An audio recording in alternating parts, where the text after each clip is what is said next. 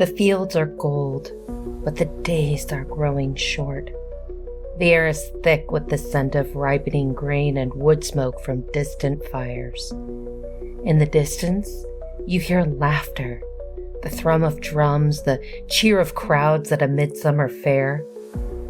But beneath it, another sound lingers, the whisper of mourning. The first loaf is broken, and with it, the first hint of winter's shadow. Welcome to Hauntings and Happenings. I'm Casey, and today we're traveling back to a festival most have never heard of, Lughnasadh, or Lammas, in its Christianized form. It is the festival of the first harvest, one of the oldest and most paradoxical celebrations in the Celtic calendar. On the surface, it's joyous. Feasts, games, fairs, even weddings under the open sky. But at its core, Lughnasadh is about something heavier. Sacrifice. It remembers the death of a goddess, honors the labor of clearing land, and confronts the truth that abundance always comes at a cost. Modern pagans know Lughnasadh as part of the Wheel of the Year, 8 seasonal festivals marking the solar cycle, a concept popularized in the mid-20th century by British neo-pagans like Gerald Gardner and Ross Nichols. As noted in the Wheel of the Year article on Wikipedia, these festivals merge Celtic fire rites with solstices and equinoxes, creating a rhythm of celebration that mirrors the waxing and waning of light throughout the year. But unlike the bright optimism of Beltane or the solemn Vale of Samhain, Lughnasadh sits in the middle, a threshold. It's high summer, yet the sun is already waning. The first fruits are gathered, yet the fields are being cut down. As Mary M. writes in What is Lughnasadh, the Harvest Holiday for the Harris County Public Library, it's halfway between the end of summer and the start of autumn, poised between joy and decline. Psychologists call this kind of moment liminal, an in-between space neither here nor there.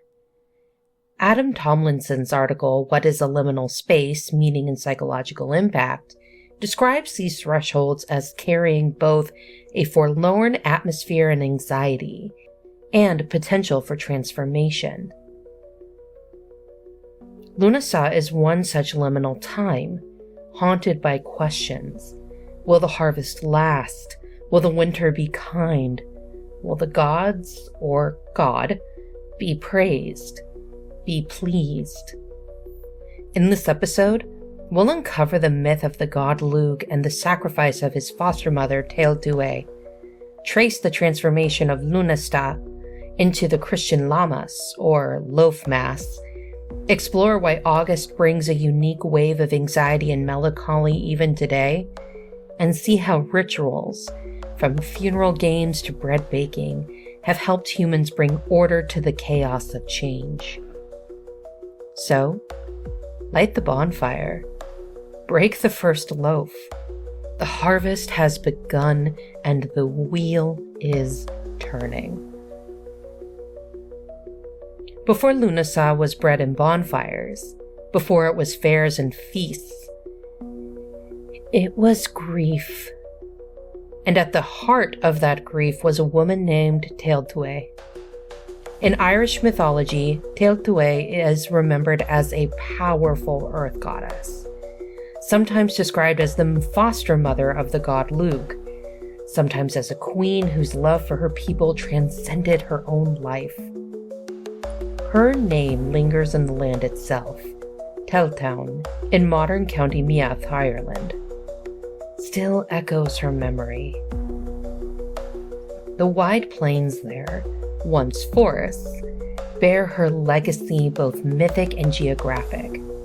Archaeologists have identified the area as a center of ancient ritual and assembly, a crossroads of Ireland's sacred past.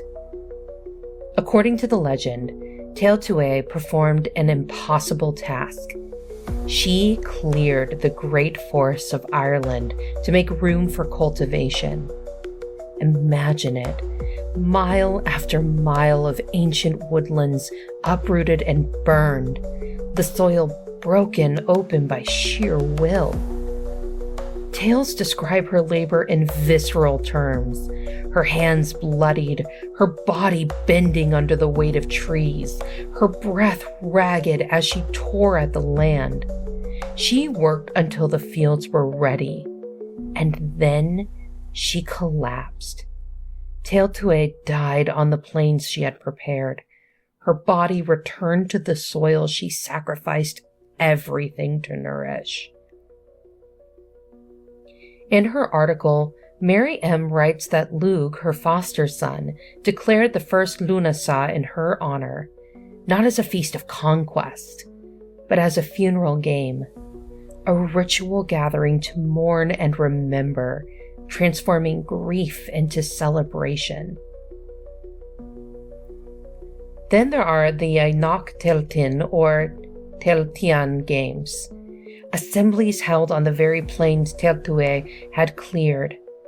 Ancient annals describe them as vast gatherings, almost Olympic in scale. Tribes from across Ireland laid down their weapons and traveled for days to attend. For the duration of the games, rivalries were set aside. Truces were declared. Just picture it. Chariots thundering across open fields, their wheels kicking up clouds of dust, wrestlers locked in combat before roaring crowds, harpers and poets reciting verses that carried on the winds. Market stalls overflowed with fresh grain and honey and mead. Matchmakers whispered instructions, leading to hand fastings. Trial marriages lasting a year and a day. Legal disputes were settled, debts forgiven, alliances forged anew. It was both sacred and social. As the Lughnasadh Beltane Fire Society article notes, a ritual to honor Tailtiu's sacrifice and an opportunity for community to bind itself together anew. This theme, fertility through sacrifice, isn't unique to Ireland. It is woven through mythologies across the world. In Egypt, the god Osiris is murdered and dismembered by his jealous brother Set. His body is scattered along the Nile, and from his sacrifice, the river floods each year, a cycle of death and rebirth that sustains the land. In Greece, Persephone, daughter of Demeter, is abducted into the underworld. Demeter's grief halts the growth of crops. Only Persephone's return each spring restores fertility. Her descent and ascent mirror the agricultural cycle of planting and harvest, dormancy and return. In British folk tradition, the Corn King, a symbolic ruler of the fields, is ritually slain at harvest. His blood nourishes the soil, ensuring fertility for the next year. In some tellings, he is burned in effigy as the Wicker Man, his sacrifice both horrific and holy. The message is universal. To reap, something must be cut down. Every harvest carries a shadow. At the center of Lughnasadh stands Lugh himself, a god unlike any other. Known as Salmildanach, possessor of many talents, Lugh is a master of every craft. Warrior, poet, smith, harpist, sorcerer. In the World History Encyclopedia article by Joshua J. Mark, Lugh is described as embodying light and skill, a hero who unites the disparate talents of the gods and mortals alike. In myth, when he first approaches the Tuatha De Danann, the divine tribe of Ireland, they ask what skill he offers. Lugh answers each craft they name. And when they try to refuse him, he responds, "But do you have one who masters all of these?" With no equal, he enters their hall and claims his place. Lugh's choice to honor Tailtiu with games rather than mourning alone reveals the duality at the heart of Lughnasadh, a festival where death births celebration and grief gives way to gratitude.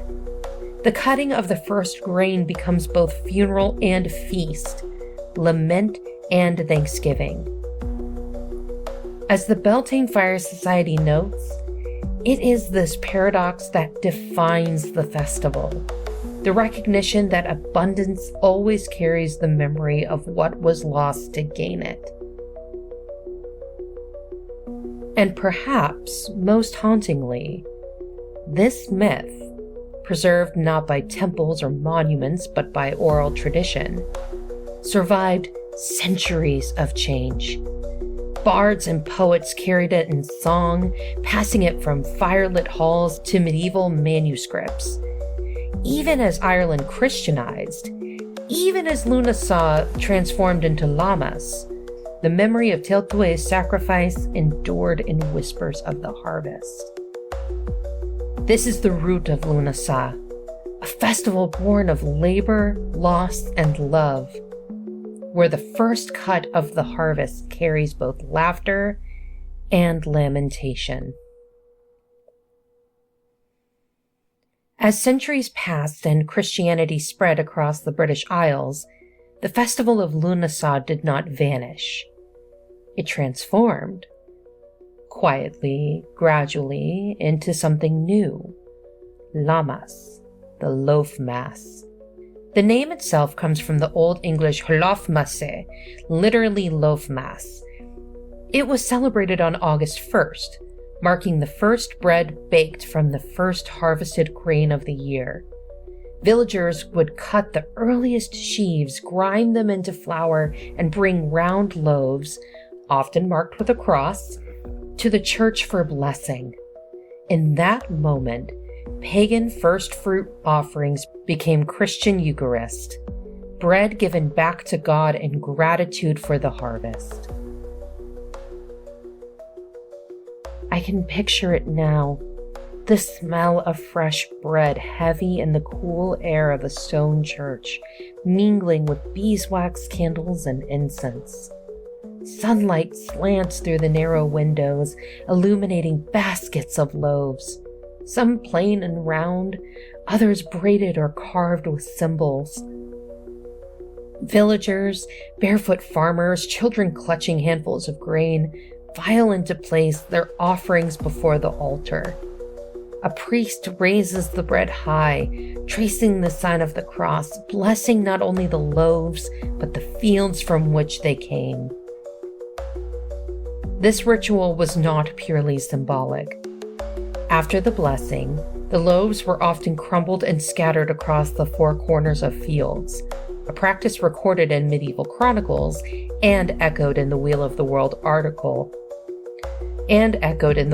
Year article on Wikipedia, which describes Lammas as both agrarian, thanksgiving, and protective charm. In this way, Christian liturgy absorbed older folk magic. Prayers to saints layered over whispered hopes that the spirit of the grain itself might be appeased. Outside the church, Lammas Day often erupted into fairs and processions. Markets swelled with trade, wool, honey, and freshly brewed ale. Rural communities held races and games. Echoes of the old Tailtiu competitions. Marriages were arranged, debts paid, livestock sold. The sacred and the secular coexisted, just as they had under Lugh, a holy day in the morning and a village fair by afternoon. Lammas was not unique in this blending of holiness and harvest. Across Christendom, similar festivals marked the turning of the agricultural year. Regation days, when processions circled parish boundaries praying for fertile fields. The Feast of St. Peter in Chains is in parts of Europe. Even the Assumption of Mary in mid-August, celebrated with harvest blessings in Catholic regions, each carried the same impulse: to sanctify survival, to give thanks for food, and plead for enough to last the winter. Yet Lammas retained a uniquely Celtic echo. The bread, the games, the timing at summer's decline. Even as it became a Christian feast, it carried whispers of Tailtiu's sacrifice and the funeral games of old. Pagan and Christians were not opposites here. They were threads woven into the same loaf. Lammas, like Lughnasadh before it, was a threshold. The first cut of the harvest, the first step towards autumn's shadow. It carried gratitude, yes, but also anxiety. Would the next harvest be as plentiful? Would the winter be merciful? The bread blessed at Lammas was more than food. It was a prayer made tangible. To understand Lughnasadh and its Christian twin Lammas, we have to step back and look at the bigger picture, the cycle it belongs to, the great wheel of the year. In modern pagan practice, the Wheel of the Year is an annual cycle of 8 festivals, 4 solar events, the solstices and equinoxes, and 4 Celtic fire festivals, Imbolc, Beltane, Lughnasadh, and Samhain. Together, they mark the turning of seasons, the rise and fall of light, the eternal rhythm of growth, harvest, death, and rebirth.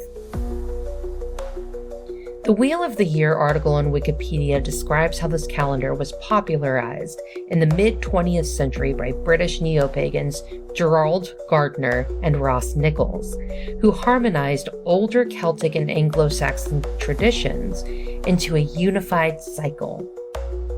Though, based on folk practices, the eightfold wheel as we know it today is a modern reconstruction, a revival of older rhythms adapted for contemporary spirituality.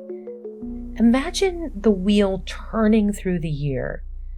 The winter solstice or Yule, when the sun is reborn in deepest darkness. Imbolc, those first stirrings of spring, snow melting and lambs born.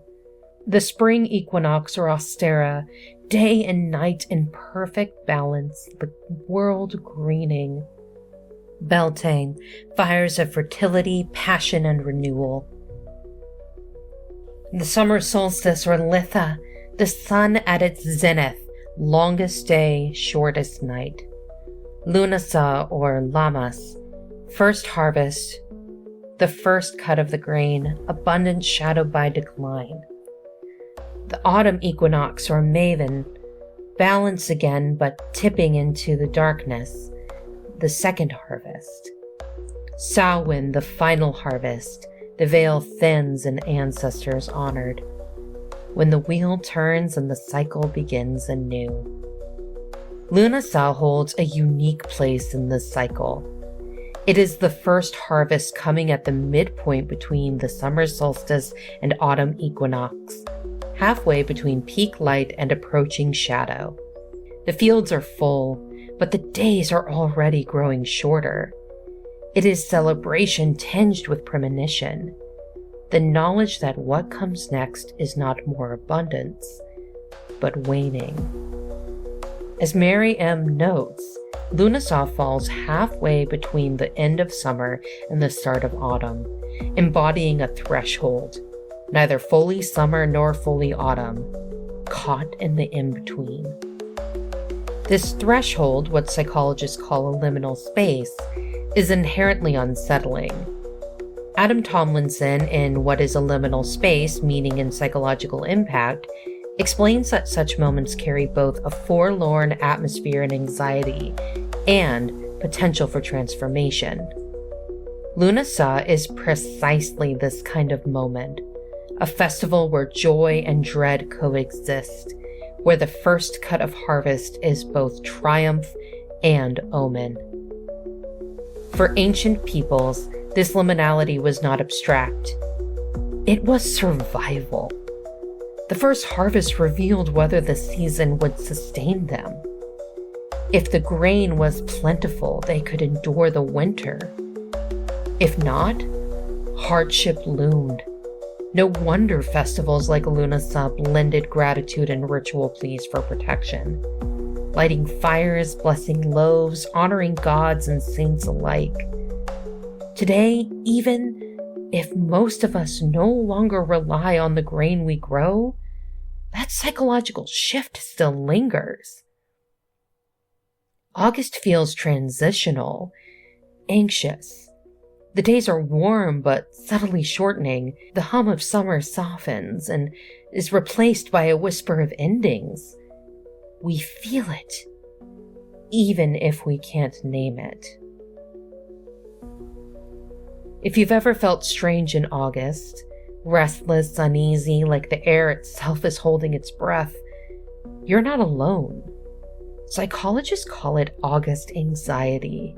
That bittersweet awareness that summer is ending, that something is shifting even if we can't quite name it.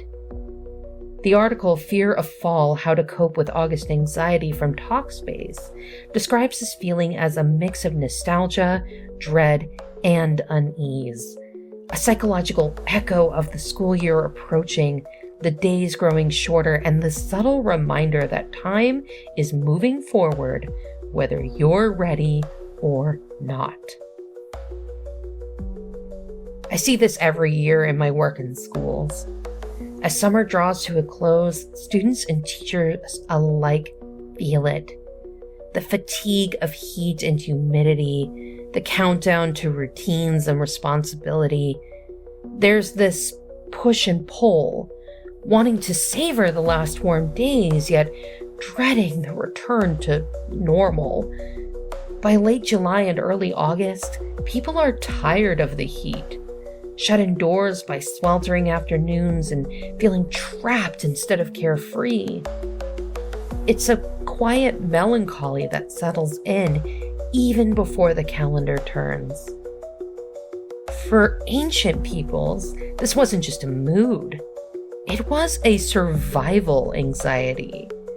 Lughnasadh marked the first harvest, the first reckoning. Was there enough grain to last through winter? If the sheaves were full, there was relief. If they were thin, dread. Every loaf blessed or burned, every fire lit, carried a desperate prayer. Please let it be enough. Modern psychology recognizes that seasonal changes still affect us deeply, even when our survival no longer depends on the harvest. Many know about winter seasonal affective disorder, but there's also a summer variant. Agitation, insomnia, irritability, and dread during the hottest months. The Mayo Clinic's Seasonal Affective Disorder, or SAD, Symptoms and Causes explains this reverse pattern can stem from heat stress, disrupted routines, and altered circadian rhythms, the body's internal clock thrown off by extended daylight and restless nights. Neuroscience backs this up. As daylight shifts, melatonin production, which regulates sleep, gets disrupted. Serotonin levels fluctuate with sun exposure, leaving us overstimulated or emotionally unbalanced. Our bodies feel the sun slipping long before our minds do. The result? A low hum of unease, an ancient response wired into us long before electric lights and air conditioning. And then there's liminality, the concept of being between worlds. Anthropologist Victor Turner called liminal periods betwixt and between times when normal rules loosen and transformation becomes possible. The article, What is a Liminal Space? Meaning and Psychological Impact by Adam Tomlinson, notes that such places, an empty hallway, a deserted playground at dusk, carry a forlorn atmosphere and anxiety, precisely because they echo our own transitions. Lughnasadh embodies this liminality. It sits at the midpoint between summer's fullness and autumn's decline, a festival of first endings. The first cut of grain is both triumph and omen, the beginning of the harvest and the whisper of winter. Cultures worldwide mark similar threshold festivals, all carrying echoes of the same unease. In Japan, Obon honors the spirits of the dead returning home, lanterns guiding them between worlds. In Mexico, Dia de los Muertos opens a doorway for ancestors to cross back for a night of feasting and remembrance. Even Christian Rogation days, processions blessing fields at planting and harvest, reflect the need to sanctify the vulnerable in-betweens. Ancient folk beliefs mirror this anxiety. Thresholds, doorways, crossroads, the moment the sun dips below the horizon, were seen as places where spirits lingered and protections were needed. Lughnasadh fires weren't just celebratory. They were wards, meant to drive off what might slip through the cracks between seasons. Bread wasn't just blessed for thanks. It was blessed for protection, a charm against hunger and misfortune in the months ahead. Modern language calls it August anxiety. Ancient people might have called it the work of spirits or the favor of gods. But at its core, it's the same human truth. Transitions unsettle us. The Harvest Festival reminds us that change is both promise and peril, abundance and loss. And in this in-between moment, we're invited, or maybe compelled, to confront it. When the world feels unstable, humans reach for ritual. The Celtics understood this instinctively. Lughnasadh, sitting at the tipping point between abundance and decline, was a moment of unease. Storms could ruin grain, pests could destroy fields, and early frost could spell famine. In the face of such chaos, they lit bonfires and held funeral games, binding community together in memory of Tailtiu's sacrifice. The article, How Ritual Brings Structure to Chaos, puts it simply.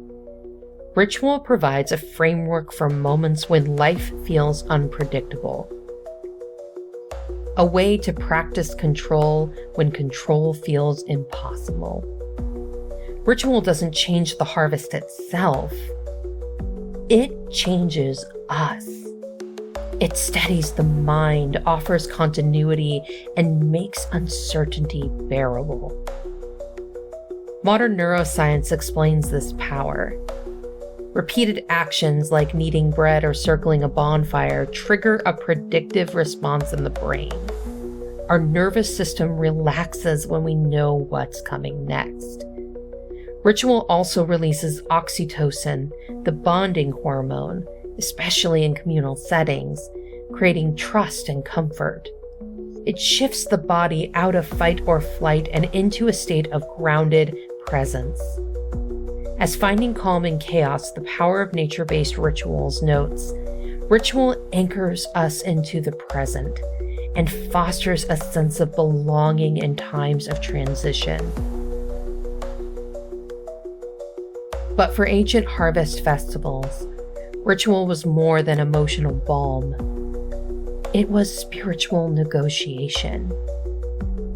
Many Celtic traditions spoke of the spirit of the grain, a presence dwelling in the final sheaf cut from the field. To cut it was to disturb a sacred force. Some believed the spirit, if unacknowledged, might haunt the community, blighting the next harvest, bringing illness or causing storms. And so, the last sheaf was treated with reverence, woven into corn dollies, offered to the gods, or left in the fields as a gift. Similar beliefs appear worldwide. The corn mother of Slavic tradition, the rice spirit in Southeast Asia.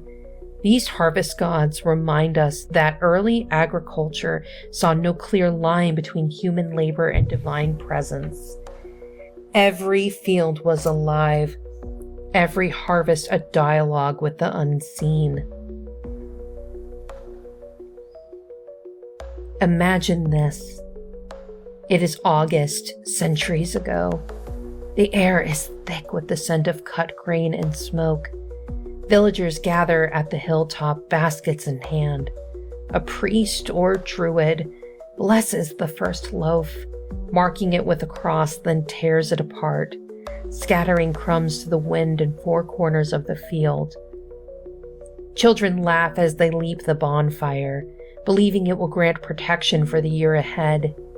Young couples clasp hands, handfastings made for a year and a day, while elders watch, murmuring blessings. Musicians strike up a tune. Horses line up for races at dawn. It is sacred and chaotic, grief and joy braided together, a community facing the unknown with fire and bread. And all the while, beneath the dancing and feasting, there's a quiet reverence, an unspoken plea to the harvest spirits watching in the dark. Be kind. Let this be enough. These rituals turned chaos into choreography.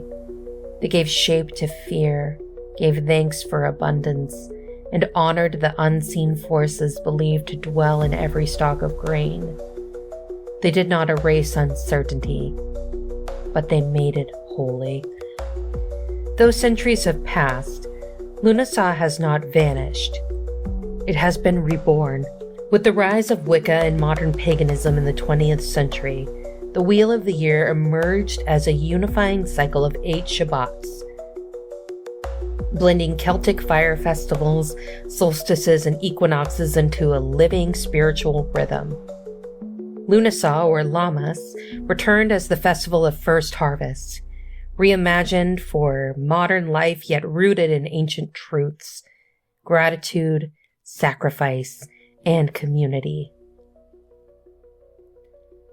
Step into a modern Lughnasadh gathering, and you might find an altar dressed in gold and green, bowls of wheat and corn, sunflowers in mason jars, round loaves marked with crosses, yellow candles flickering beside honey jars and summer fruits.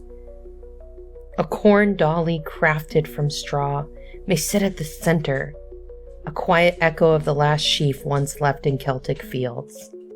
The article Lammas, Lughnasadh, the Wiccan calendar, from Wicca Living observes, by celebrating the harvest of the earth, we honor both the labor of our ancestors and the gifts of the present moment, reclaiming rituals once lost and imbuing them with fresh intention for today's practitioners.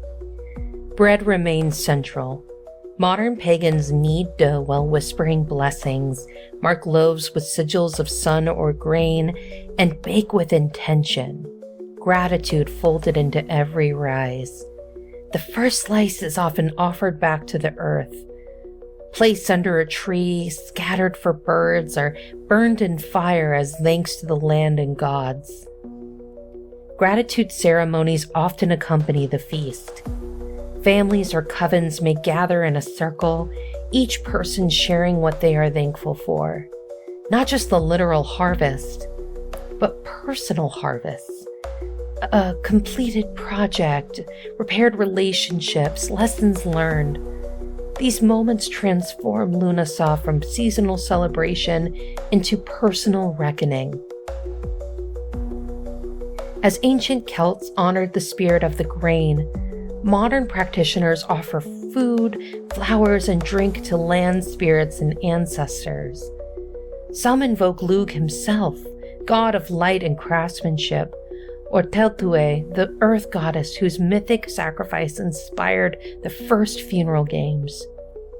Others keep it simple, a quiet thank you whispered into the wind, crumbs left at the edge of a field, an act of reciprocity in a world often defined by taking. Look closer and you'll see that many modern practices are echoes of the ancient. Corn dollies crafted today are descendants of the last sheaf once feared to contain the harvest ghost. Bonfires now lit for celebration once warded off unseen spirits in liminal nights. Hand fastings are popular at pagan weddings. They trace back to trial marriages formed at Lughnasadh fairs for a year and a day. The forms have shifted, but the impulse is timeless. To sanctify the threshold between abundance and decline, between life and death. And yet, even in modern celebrations, Lughnasadh carries a quiet question. Who is missing from your table? Our harvests today may be emotional or spiritual, careers, relationships, creative projects, but they still come with a cost. A goal achieved might mean time lost with loved ones. A dream realized may leave another abandoned. As we gather to give thanks, there is often a ghostly awareness of what we've left behind. This haunted summer table isn't meant to cast a shadow, but to invite honesty, to ask, what have I sown? What have I reaped? And what did I give up along the way? Lughnasadh has traveled far, from Celtic plains to Christian churches to modern backyards. But its heart remains thankfulness, remembrance, the courage to face the turning of the wheel. The fire burns low. The fields are cut. The laughter of the games has faded into the hum of night. Lughnasadh and Lammas remind us of a truth we would rather forget. Every harvest demands a cost. Tailtiu cleared the forests and died so others might live. The grain must be cut down to feed us. Even now in our modern lines, every gain carries its own quiet sacrifice. The wheel of the year turns and we find ourselves again at a threshold.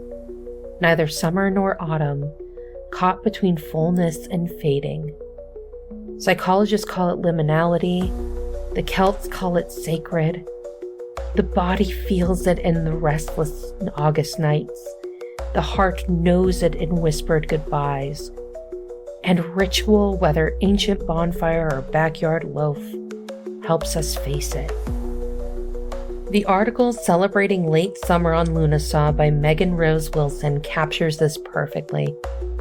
Lughnasadh is a moment to honor what has been given and what has been lost, to gather the fruits of the season and acknowledge the labor, seen and unseen, that brought them forth. We celebrate the bounty, but we also name the ghosts. As you sit at your own table, real or symbolic, Lughnasadh asks, who is missing? What friendships, dreams, or versions of yourself were laid down for this moment's harvest? What sacrifices were made by you, by others, for the abundance you now hold? And what do you owe back to the land, the ancestors, the unseen, for what you've been given? The bonfires burn to embers. The first loaf is gone. The fields lie fallow, waiting. And as the wheel turns toward autumn, one truth remains. In every harvest, there is both gratitude and grief, both light and shadow. Lughnasadh invites us to stand in that paradox, to honor the cost of abundance, and to face the coming dark with firelight in your hands. Thank you for joining us on today's journey into the unknown. If you enjoyed this episode of Hauntings and Happenings, don't forget to subscribe, leave a review, and share it with fellow seekers of the strange. Got a story, theory, or a haunted hotspot you want us to explore? Reach out to us at our email, hauntingsandhappenings@gmail.com, and you might just hear it in a future episode. Remember, the world is full of mysteries waiting to be uncovered, and together, we'll keep searching. Until next time, stay curious, stay cautious, stay spooky, and of course, keep it weird.